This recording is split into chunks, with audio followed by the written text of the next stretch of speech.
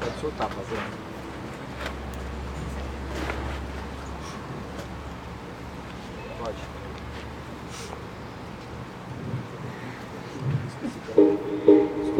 Vanguarda, em listados do dicionário, faz referência aos grandes batalhões militares que precediam as tropas em ataque durante uma batalha.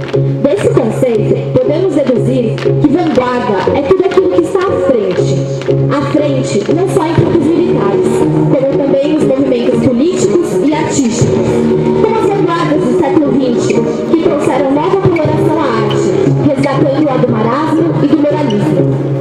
Para que pudessem atingir a conquista de seus objetivos, as antigas vanguardas passavam por um processo intenso de treinamento.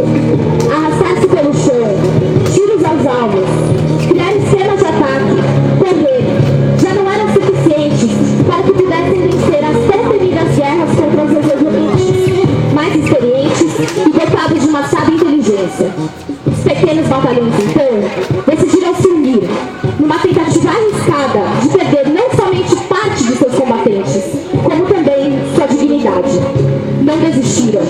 Apesar de todas as dificuldades, todas as brigas constantes, apesar de todo o café aguado, feito em noites que passavam em claro para ver se chegavam em um consenso, apesar de tudo isso, conseguiram. Cada um que compunha aquele batalhão deu seu máximo para que vencessem. Agora, não só mais uma batalha, mas também o desafio de ficarem juntos.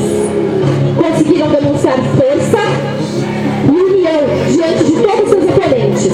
Mostraram a todos que poderiam liderar campos de combate, até mesmo com uma simples partida de futebol.